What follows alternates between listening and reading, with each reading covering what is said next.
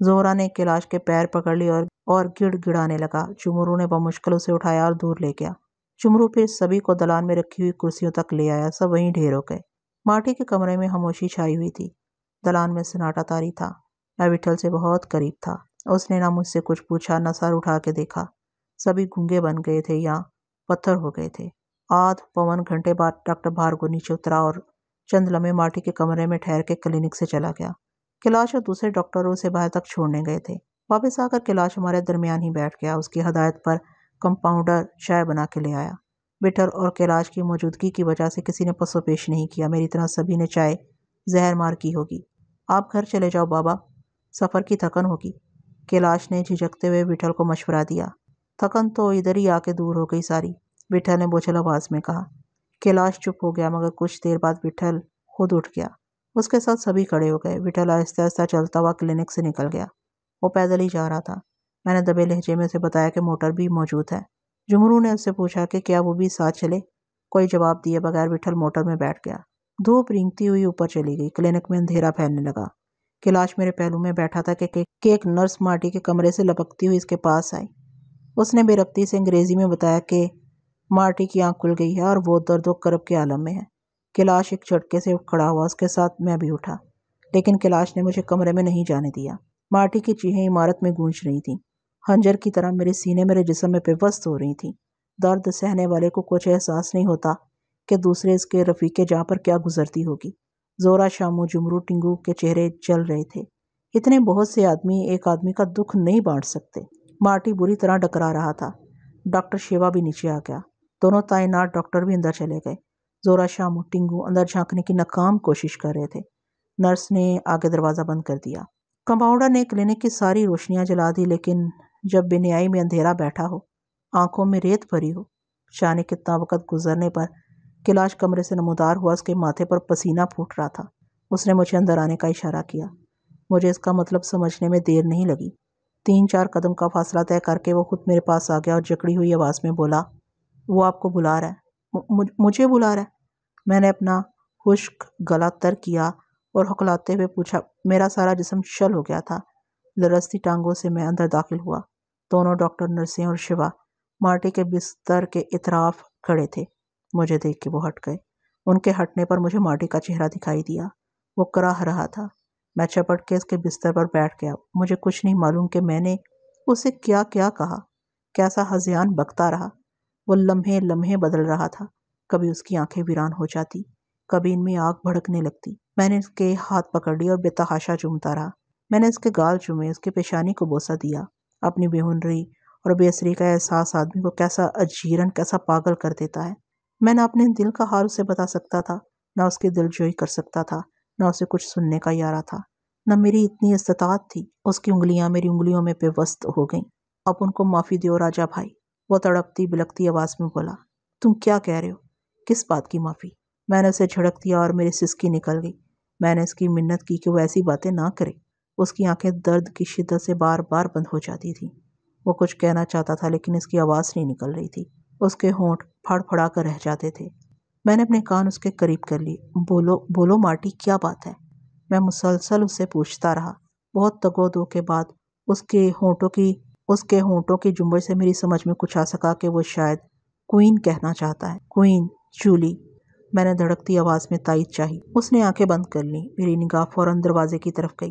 कैलाश दूर खड़ा था।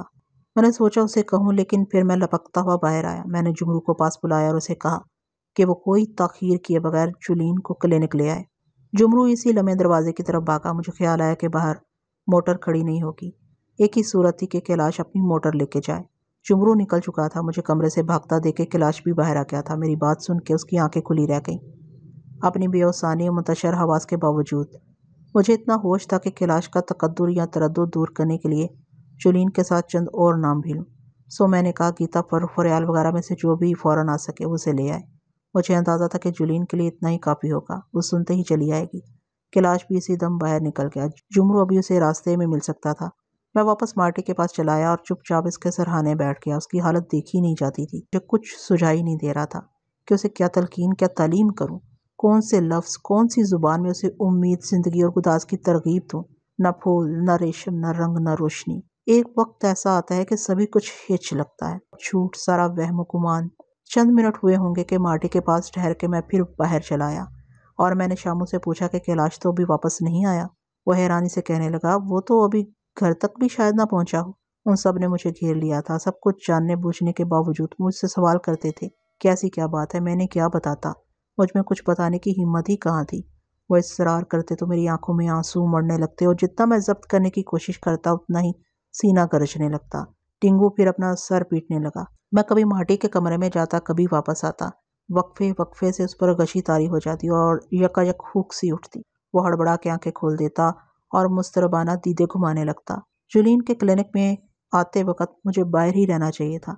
कहीं मैं अंदर कमरे में हूँ और जुलीन फर्रुख फरयाल वगैरह के साथ सीधी कमरे में चली है। पहले मुझे जुलीन से कुछ कहना था। नर्सें हर लम्हा माटी की निगरानी कर रही। एक डॉक्टर भी वहाँ मौजूद था। कमरे में वैसे भी मेरी मुस्तकिल मौजूदगी से कोई फर्क नहीं पड़ता था।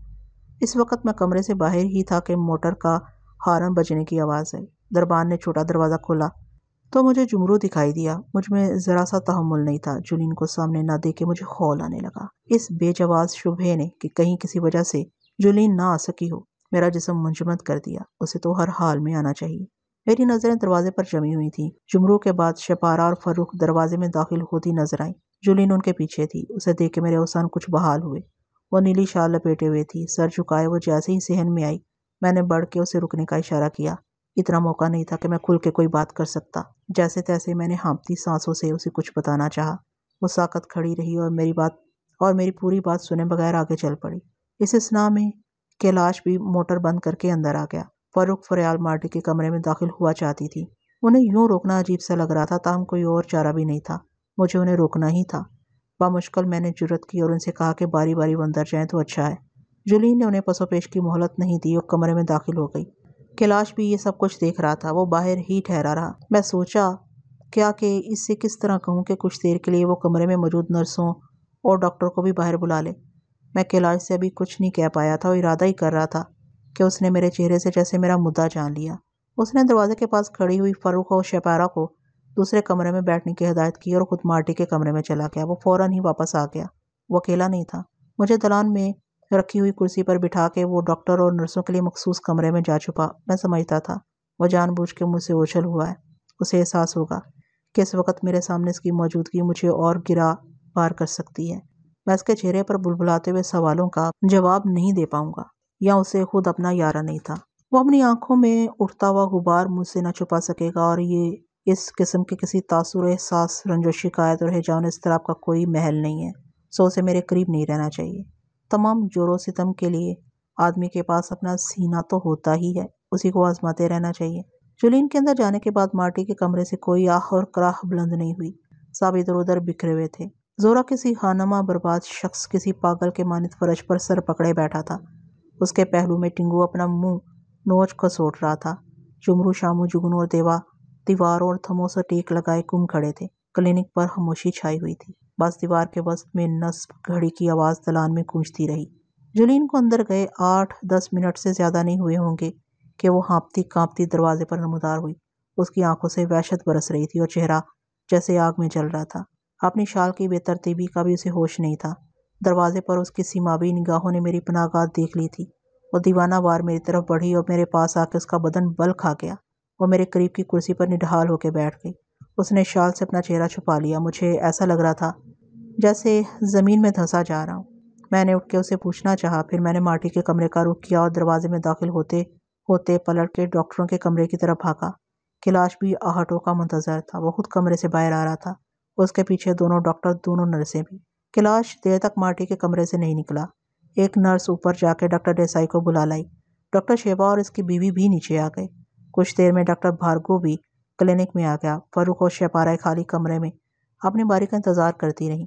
जुलीन भी इनके पास पहुंच गई थी। यही मुनासिब था कि वो घर वापस चली जाए। कैलाश के मसरूफ हो जाने की वजह से इसकी मोटर में वापसी मुमकिन नहीं थी। देवा इनके लिए सवारी ले आया। तीनों घोड़ा गाड़ी में बैठ के घर की जानिब रवाना हो गई। इस वक्त 9 बज रहे थे। रात को 10 बजे के करीब माटी मर गया। 11 बजे तक हम उसे घर ले आए थे। रात भर वो घर ही रहा। दूसरे दिन सुबह नहा धो के और नए कपड़े पहना के उसे तैयार कर दिया गया। उसकी मैयत के जलूस में गिनती के आदमी थे। घर के सारे मर्द कैलाश के अलावा डॉक्टर शिवा और वो दोनों डॉक्टर जो आखिर तक उसकी निगहदारी करते रहे, छेदार और महम के पाड़े के 2-4 आदमी। जहाँ मार्टी कभी हुकूमत किया करता था, टिंगू इसी गली में जाके खबर कराया था। इस गली से 3 आदमी कब्रस्तान आए, इनमें एक उम्र रसीदा औरत भी थी। टिंगू के कहने के मुताबिक वो मार्टी के दूर के अजीज थे। मार्टी का ताबूत कब्र में उतारने से पहले खोल दिया गया। उसके चेहरे पर सुकून छाया हुआ था, हर अजियत और गम से बेनियाज, जैसे उसे कुछ हुआ ही ना था, जैसे अभी अभी सोया हो और कोई ख्वाब देख रहा हो। जरा सी आहट से उठ जाएगा। उम्र रसीदा औरत ताबूत से लिपटी सिसकियां भरती रही। टिंगू उधाड़े मारता रहा। मार्टी सोता रहा और उसे जल्द ही मिट्टी में दबा दिया गया। मट्टी पर अब्बाजान ने बेशुमार फूल बखेर दिए, गुलाब के ताज़ा ताज़ा सुर्ख फूल। सारे कामों से निपट के हम घर वापस आ गए। उस दिन जैसे घर के सारे लोग मर गए थे। कोई किसी की तरफ देखता, किसी से बात नहीं करता था। जोरा तो बिल्कुल पागल हो गया। रात को उसने थाने जाके खुद को पेश कर दिया। दूसरे दिन सुबह सुबह पुलिस आ गई। वो लोग दोपहर तक तरह तरह के सवालात करते रहे। फिर शामू, देवा और जुगनू ने भी अपने आप को पेश कर दिया। कहने लगे, सिर्फ जोरा नहीं, वो भी उतने ही कसूरवार हैं। शामिल तो मैं भी इनमें था, मुझे भी अपना नाम दे देना चाहिए था, लेकिन मैं बस देखता और सुनता रहा। अब्बाजान को डॉक्टर देसाई के पास जाना पड़ा। डॉक्टर देसाई भार्गव शिवा और कैलाश की यकीन दहानी और तसल्ली शफी पर पुलिस को कुछ ख्याल आ गया। अब्बाजान ने मदद के लिए एहतियातन शुक्ला को भी बुलवा लिया था। मुमकिन है अब्बाजान ने कुछ दौलत भी लुटाई हो। इनके पास ये एक बड़ा हुनर था। जोरा को वो इसी शम हवालात से ले आए। वो आने के लिए तैयार नहीं था। घर आके भी फील मचाने लगा, दीवारों से सर फोड़ने लगा। विठल ने उठ के उसे तमाचे मारे, ठोकरें लगाई, तब वो काबू में आया। सारा दिन पुलिस के सवालों जवाब और जोरा की दीवानगी में गुजर गया।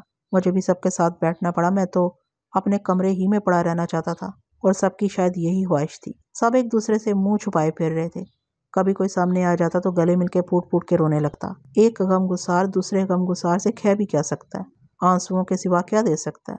मेरी आंखों में तो आंसू भी नहीं रहे थे। मैं अंदर घर की तरफ भी नहीं गया। कब्रिस्तान से वापसी पर मुलाकाती कमरे से गुजरते हुए मैंने रमा की झलक देखी थी। उसके साथ बैठी हुई सुर्ख सफ़ेद लड़की कोशली ही हो सकती थी। रमा ने भी मुझे देख लिया था और सोफे से उठ गई थी, लेकिन मैं सीढ़ियाँ तय करके अपने कमरे में चला आया। वो दोनों शायद रात को वापस गईं। कैलाश तो दिन भर वहाँ रहा। दूसरे दिन भी वो सवेरे सवेरे आ गया था। पुलिस के आने पर अब्बाजान उसी को लेकर डॉक्टर देसाई के पास गए थे। ये कैसा आलम होता है जब ना कोई राहत होती है, ना जियत, ना दुख सुख। आदमी सांस लेता, उठता बैठता, चलता फिरता है, पर न ताज़ा हवा की कशादतनी, न हबस की तंगी, न वक्त, रफ्तार और मौसम का एहसास। आदमी जिंदा है, मुर्दा भी नहीं। मकबरे तो जिंदा आदमियों के भी होते हैं। अब्बाजान का ये अजीम व शान मकान भी कोई मकबरा बन गया था। खंडर सिर्फ इमारतों के नहीं होते, आदमी भी तो खंडर हो जाते हैं। और जब आदमी खंडर हो जाए तो ऊंचे महल तो महलों की क्या हैसियत। इन बस्तियों को फिर क्या कहना चाहिए जहाँ के मकीन ही खंडर हो चुके हों। आदमी भी दरख्तों के मानित होता है, कदो कामत, साए समर और शाखों में बिल्कुल दरख्त के मिसल। दरख्त गिर जाए तो अंदाज़ा होता है इसका साया कितना फैला हुआ, समर कितने शीरी और जड़ें कितनी गहरी थी। आदमी के जाने के बाद ही कुछ मालूम होता है वो कितना मुहित, रंगों और रोशनियों में कितना शामिल। इसके जाने से रंग मुरझा जाते हैं और रोशनियाँ कैसी सुनसान वीरान हो जाती हैं। एक आदमी की सिर्फ अपनी आंखें नहीं होती, वो बहुत सी आंखों में रहता है और बहुत से दिलों में धड़कता है। फिर एक आदमी के जाने से बुनियाई तो कम हो ही जाएगी, दिल तो गरीब हो ही जाएगा। और जाने वाले को कुछ ख्याल नहीं होता कि वो कैसी खुदगर्जी कर रहा है। मौत तो एक तरह की खुदगर्जी है। कितनों को दुख दे के आदमी सुख से चला जाता है, चुपके से चला जाता है, पलट के नहीं देखता कौन सदा लगाता, किसका सीना जलता है, किसकी आंखें खूबार है। तीसरे दिन अव्वल पहर का वक्त होगा। मैं ऊपर के कमरे में पड़ा था। दरवाज़ा खुला हुआ था। सुबह किसी वक्त मुलाजिमा आके चाय वगैरह रख के चली गई थी। मेरे तसव्वुर में भी नहीं आ सकता था कि बाहर से आने वाली चाप कैलाश की होगी और वो अचानक ऊपर चला आएगा। मैं उठ के बैठ गया। वो मुझसे इस तरह बेतला बेइजाज़त चले आने की माजरत करने लगा और कहने लगा, मुझे आपसे कुछ कहना है। मैं चुप रहा तो वो कुछ तामुल के बाद बोला, मैं आपको नीचे ले चलने के लिए आया हूँ। मैंने गहरी सांस भरी और पूछा, नीचे कोई खास बात है? कहने लगा, कोई खास बात नहीं, मगर और भी लोग हैं जिन्हें आपकी ज़रूरत है, जिन्हें आपकी तरह दुख है। इस तरह तनहा रहने से तो जी और ख़राब हो जाएगा। मैंने हुज्जत नहीं की। ठीक है, नीचे चलते हैं, कोई फ़र्क पड़ता है तो ठीक है। वो सर झटक के बोला, हाँ पड़ता है। यूँ सब एक दूसरे से बेपरवाह हो जाएं तो फिर। उसने मेरा बाजू खींच के कहा, बस आप उठ जाइए और पहले ज़रा मुँह हाथ धो लीजिए। मैंने किसी चूं चरा के बगैर उसकी हिदायत पर अमल किया। गुसलखाने से मुँह पर 2-4 छपके मार के मैं बाहर आया तो उसने जेब से कंगा निकाल के मेरी तरफ बढ़ा दिया। मैंने कंगा उसके हाथ से ले लिया। वो मसहरी के पास रखी हुई कुर्सी पर सर झुकाए बैठा रहा और जैसे अपने आप से बातें कर रहा हो। ऐसे कहने लगा, हमने अपने सारे जतन किए थे, इतना ज़्यादा किसी के साथ नहीं होता। मैंने तो खुदा से दुआ मांगी थी कि वो मेरी कुछ ज़िंदगी ही उसे दे दे। लेकिन उसकी आवाज़ भिनभिनाने लगी। पलकें झपकाते हुए बोला, क्या क्या किया जा सकता है इसके सिवा कि इसने वक्त तय कर दिया है और हम बोने लोग समझते हैं कि हम भी कुछ कर सकते हैं। मैंने इसे कुछ नहीं कहा। मुझे मालूम ही ना था कि क्या कहना चाहिए। वह खुद बोलता रहा, मगर वो बहुत सुकून से गया है। आखिर में उसे कोई तकलीफ नहीं थी। वो तो जैसे मीठी नींद सो रहा था। डॉक्टर देसाई और डॉक्टर भार्गव जैसे डॉक्टरों को हैरत थी कि ये कौन सी हालत है। उन्होंने इसका दर्द दोबारा जगाने की कोशिश की, कभी इससे भी फायदा होता है। लेकिन वो तो कुछ और ही ठान चुका था। लगता था वो तो हर दुख हर तकलीफ से। आपने उसका चेहरा देखा था, कोई कह सकता था कि उसने पिछले दिन कैसे बिताए हैं। कैलाश कुर्सी से उठ गया। मैं इसके पीछे पीछे चलता रहा। सीढ़ियाँ उतरते हुए वो फिर बुड़बुड़ाने लगा। डॉक्टर भार्गव को बहुत सदमा है कि अचानक ये क्या। उनके लिए तो ये सब कुछ किसी हादसे की तरह था। डॉक्टर भार्गव के लिए कहा जाता है कि खुदा उनसे बहुत खुश है। वो जिस मरीज पर हाथ रख देते हैं खुदा भी से राजी हो जाता है। हम नीचे आ गए तो कैलाश चुप हो गया। अंदर किसी कमरे में जाने की बजाय वो मुझे अकबी हिस्से की तरफ ले आया। अकबी हिस्से के चबूतरे पर चांदनी बिछी हुई थी। कुछ भी मुख्तलिफ नहीं था। मौत हो जाने पर हर घर में यही कुछ मंजर होता है। तकरीबन सभी मौजूद थे जो चबूतरे पर नहीं थे। वही इधर उधर बिखरे हुए थे। चबूतरे के वस्त में विठल गांव तकिए के सहारे बैठा हुक्का पी रहा था। माम के पाड़े पर पीरू का जनशीन पांडे दादा, बांके और दूसरे 4-5 दादा उसके इतराफ बैठे थे। चबूतरे से कुछ दूर वसी शामियाने के नीचे साइलों का हजूम था। एक तरफ देगे चढ़ी हुई थी, वही बैत की कुर्सी डाले मुनीर अली खाने की निगरानी कर रहे थे। मौलवी अकरम जुगनू देवा के साथ बेसिले कपड़े लोगों में तकसीम कर रहे थे। साथ में एक एक लिफाफा भी वो हाजतमंदों की नज़र करते जाते। लिफाफों में नकदी होगी। चबूतरे के पास रखे हुए कपड़े के गठ लोगों को अच्छी तरह दिखाई दे रहे होंगे, लेकिन वो बहुत बेताब हो रहे थे। बाइद ना था कि वो छीना छपटी करने लगे या मौलवी अकरम पर टूट पड़े। मौलवी अकरम बार बार डांट डपट करते कि इत्मीनान रखो, हर एक की बारी आएगी, कोई हाली हाथ नहीं जाएगा। वो लोग समझ रहे होंगे कि मरने वाला कोई बहुत मालदार आदमी होगा। अमीर मरता है तो गरीबों का कुछ भला हो जाता है। फिर तो ये लोग अमीरों की जल्द मौत की आरजू भी करते होंगे। अकबी हिस्से में मुलाजिमों के मकानात बने हुए थे। मुलाजिमों की आमदोरफ्त का रास्ता भी अलग था। इसी रास्ते से साइलों की आमद का सिलसिला जारी था। पीरू के वक़्त अब्बा जान को मकान के बाहर शामियाने लगवाने पड़े थे। सारी गली भर गई थी। अब्बा जान की सूझबूझ के अब सभी कायल होंगे। इतने बड़े मकान से कम ये फ़ायदा तो हो रहा था, अभी इतने ही लोग यहाँ और आ सकते थे। मकान ऐसे ही गुंजाइश वाले होने चाहिए कि वक्त बेवक्त काम आ सकें। दोपहर तक लोगों की तादाद और बढ़ गई। पांडे और दूसरे दादाओं ने दोपहर का खाना सबके साथ खाया। इनके सिवा कोई माटी के पुरसे के लिए नहीं आया। हालांकि बचपन ही से अड्डों और पाड़ों से माटी का ताल्लुक रहा था। एक बार तो वो बाकायदा एक पाड़े की गद्दी का राजा भी बना था। मैंने बालम खान के पाड़े पर कब्जा करके उसे निगरान बनाया था। वो ज्यादा अरसे वहाँ नहीं रहा। आंख ओझल पहाड़ ओझल वाली बात होती है। आधी मौत तो आदमी के सामने न होने से हो जाती है। अब्बाजान की तलाश में हम सबके साथ तिब्बत जाने से पहले ही वो अड्डों पहाड़ों से नाता तोड़ चुका था। वो तो जाने कब से किसी साय के जस्तजू में भटक रहा था। मुझसे मिलने के बाद पहली बार किसी घर से उसका वास्ता पड़ा तो उसने फिर किसी और तरफ देखने, कहीं और जाने का ख्याल ही नहीं किया। मैं बम्बई में नहीं था तो वो सुबह शाम जुलीन के घर हाजिरी दिया करता था। तिब्बत से वापसी के सफ़र में वो अब्बाजान का बहुत लाडला हो गया था। उनकी खिदमत का बहाना ढूंढता रहता। अब तो अब्बाजान उसे अपना चौथा बेटा कहने लगे थे। बेशतर जगहों पर वो उसे साथ ले जाते। अब्बाजान अपने बेटे की रस्में अदा कर रहे थे। मौत की रस्में अदा किए बगैर मौत मुकम्मल कहाँ होती है, और मालो ज़र हो तो रस्में भी सही तरह अदा होती हैं। अब्बाजान के खजाने में वैसे भी माटी का हिस्सा बनता था। अब्बाजान के पास ये भी एक जवाज़ माटी के नाम पर ज़रो माल सर्फ करने का था। आदमी सबसे पहले तो खुद को जवाबदेह होता है, ज़िंदगी में नहीं तो मौत के बाद। अब्बाजान ने इसका हक अदा कर दिया। अब्बाजान के लिए पत्थरों के हसूल में माटी ने भी ज़िंदगी दाव पर लगाई थी। तिब्बत में जिस तरह सुल्तान, मनन मियाँ और वजीर गारत हो गए, वो भी ख़त्म हो सकता था। काश ऐसे ही हो जाता। मेरी बात दूसरी थी, मगर फिर वो औरों के सामने इतना इस कदर करीब ना आता और सब इतने हल्कान ना होते। ऊपर के कमरे में कैलाश जब मुझसे नीचे चलने और दूसरों का ख्याल रखने की ताकीद कर रहा था तो मुझे यही बात इसे कहनी चाहिए थी। आदमी को दूसरों में बहुत शामिल नहीं होना चाहिए, फिर इसके खो जाने से दूसरे यूं अजीरन नहीं होते। अब्बाजान के चेहरे पर तो वो जर्दी मल के गया था। कांते और पीरू के मौक़ों पर वो हाथ से संभले हुए थे। अब तो बहुत लुटे हुए दिखाई देते थे। दौलत के बावजूद ऐसे लुटे हुए, ऐसे बर्बाद। कैलाश जुमरू जोरा शामू के साथ मैं चबूतरे के गोशे में बैठा रहा। दोपहर के खाने के बाद पांडे, बांके और दूसरे दादा बिठल के आगे से उठ के मेरे पास आए तो मुझे एहसास हुआ कि इतनी देर हो गई। मुझे खुद इन लोगों के पास जाना चाहिए था। सबने बारी बारी मुझे गले लगाया और मेरी कमर थपकते रहे। पांडे दादा ने तो मेरी पेशानी को बोसा दिया और कहने लगा, अब उनसे कोई गलती हो गया है दादा। मैंने सटपटा के कहा, नहीं दादा, बिल्कुल नहीं। वो मेरे गाल पर फिर आहिस्ता से चपत लगाते हुए बोला, फिर अभी ऐसा क्या है, आप उनको खबर भी नहीं किया? मैंने टूटी फूटी आवाज़ में कहा, बस दादा, बस ऐसे ही कुछ। वो सर हिलाने लगा और अज़िदगी से बोला, ऐसा ही होता साला। अभी अपन क्या बोले, ये ऊपर वाला कभी बहुत मस्करी करता है। अभी बार किसी का होता, उठा किसी और को लेता है। इसका मर्जी है बाबा। अपन को देखो, अपन पुराना एकदम खूसट लोग को छोड़ के कैसा नवा नवा माँ कसम कंधा देते देते अभी अपने से शर्म आता है अपन को। पांडे बांके दूसरे दादाओं के साथ शाम को चले गए, लेकिन अकबी हिस्से में माटी के तेजे का मेला रात तक रहा। जुमरू, शामू और टिंगू बेशतर वक्त मेरे साथ ही बैठे रहे थे और अब्बाजान मुनीर अली और मौलवी अकरम का हाथ भी बटाते रहे थे। जोरा अपनी जगह से नहीं उठा, ना मेरी तरह उसे किसी ने काम पर मामूर किया। दूसरों के मुकाबले में दोनों शायद ज़्यादा मजबूर थे। अकबी हिस्से से फारिग होकर रात को सब मुलाकाती कमरे में जमा हो गए। सारे दिन की जाफिशानी उनके चेहरों से हुई थी, लेकिन इस थकन में सुकून भी शामिल था। अपनी जिम्मेदारी हुस्न खूबी से फारिग हो जाने का सुकून। आदमी के जाने के बाद इसके पसमानदगान और कर भी क्या सकते हैं। वो उसके साथ नहीं जा सकते तो इतना तो कर सकते हैं।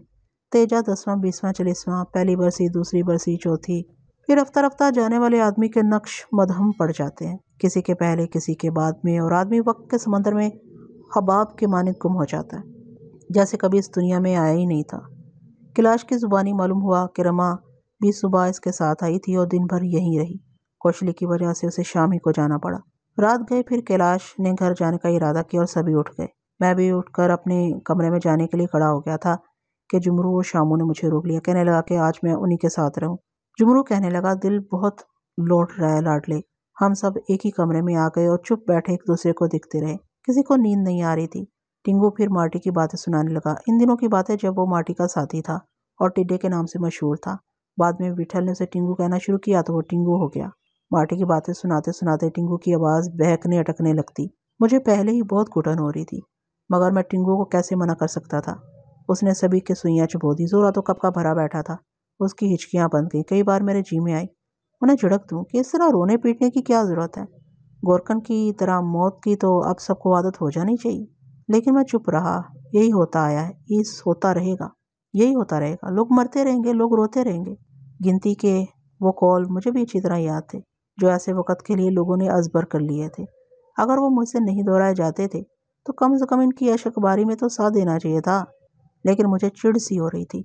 रोने के लिए शायद उन्हें फरागत का यही वक़्त मिला था। वो रोते रहे और मैं किसी अजनबी की तरह उनके दरमियान बैठा रहा। मार्टी को गए हुए 7वां या 8वां दिन था। मुझे सुबह कुछ कुछ याद नहीं था। मुझे सही कुछ कुछ याद नहीं था। मेरे लिए तो हर दिन एक जैसा था। उन्होंने सुबह मुझे नाश्ते के लिए तलब किया था। हस्बे मामूल नाश्ता करके मैं निचली मंजिल के एक दूर उफ्तादा कमरे में आकर लेट गया था। कई यकायक विठल को सामने देख के हैरान रह गया। वो जाने किस तरह अंदर आ गया था कि मुझे इसकी आहट का भी एहसास नहीं हुआ। मैं उठ खड़ा हुआ। बैठ जा रे, उसने भारी आवाज़ में कहा। बैठ जा। क्या बात है, तुम यहाँ कैसे? मैंने सटपटा के पूछा। वो पलंग की पाइंटी पर बैठते हुए बोला, चलना नहीं है? मैंने इस्तरारी लहजे में पूछा, कहाँ जाना है? उधर ही, हैदराबाद की तरफ, वो इस्तगी से बोला। मुझे झटका सा लगा, जैसे कोई खंजर सीने में पेवस्त हुआ हो और सारे जिस्म में आग भड़क उठी हो। लम्हों तक मेरा यही हाल रहा। दोपहर की गाड़ी से चलते हैं, वो ज़ेरे लबी से बोला। मगर मैंने घुटी हुई आवाज़ में कहा, मैं तो कहीं नहीं जा रहा। वो देर तक खामोश रहा, फिर हनकारी भर के बोला, दोपहर की गाड़ी के टिकट आ गए हैं, मगर मुझे कहीं नहीं जाना। जाना तो है रे, कोई ज़रूरत नहीं, कहीं भी जाने की ज़रूरत नहीं। मेरी आवाज़ बिखर गई। मेरा जी अब कहीं जाने को नहीं चाहता। वो सर हिलाने लगा। अपना कौन सा चाहता है, पर जाना तो चाहिए। फिर कभी देखेंगे। अभी तो फिर क्या हो जाएगा, लौट के आ जाएगा वो। अपने होंठ चबाने और आह भरने के सिवा मेरे पास क्या जवाब। भूल जाओ वो सब। तुम्हें ये सब बताया किसने? ज़रूर जूली ने। उसी ने बोला। वो मेरी बात काट के चनचनाती आवाज़ में बोला, नहीं बोलना चाहिए था उसको। किसी तरफ जाने का मेरा कोई इरादा नहीं है। क्यों रे? उसकी तेवरी पर बल पड़ गए। क्यों नहीं है? बस मैंने तुंदी से कहा, बस नहीं है। तो अपने आप को अकेला ही जाना है क्या? तुमसे कौन कह रहा है? मैंने तुमसे मिन्नत नहीं की तो पहले क्यों जा रहा था वहाँ? दुरुस्ती से बोला। मगर मैं नहीं गया, मैंने चीख के कहा। कैसा बोलता है रे? वो मुंह बनाकर बोला। तुझको कुछ पता नहीं, ऊपर से वक्त कितना निकल गया है। तू तो अभी तक वही है, वैसे ही नीम पे चढ़ा हुआ। हाँ हाँ, मैं अभी तक वैसा ही हूँ। मुझको क्या पता, मैं तो पागल हूँ, जंगली हूँ, पर किसी को काट खाने को नहीं दौड़ता। मुझे अपनी हालत पर छोड़ दो, मैं किसी से क्या कह रहा हूँ। वो हशम की नजरों से मुझे घूरता रहा और पलंग से उठ गया। ठीक है रे, अपने को ज्यादा बात नहीं आती। आपने को जाना है, साथ चलना हो तो वक्त पर तैयार हो जाना। तुम क्या करोगे वहां जाके? मैंने जहर हंस से कहा। तुम्हें तो वैसे भी सिर्फ जाने का इरादा करने से पहले अच्छी तरह सोच समझ लेना चाहिए। भूल गए वहां से कैसे आए थे? चोरी करके डाका डाल के आए थे। ये मुझसे क्यों पूछते हो? अपने आप से पूछो। डाका नहीं डाला था तो क्या हुआ?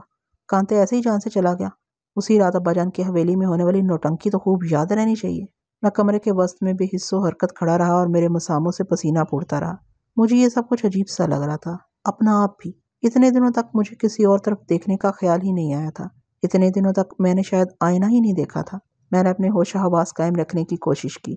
मैं विठल से क्या कहना चाहता था जो नहीं कह सका या इसकी समझ में ना सका। मैंने सोचा मुझे इसके पीछे जाके वजाहत करनी चाहिए कि मेरी बात जरा तहम्मुल से सुनो। मुझ में किसी और तरफ देखने की हिम्मत ही नहीं है।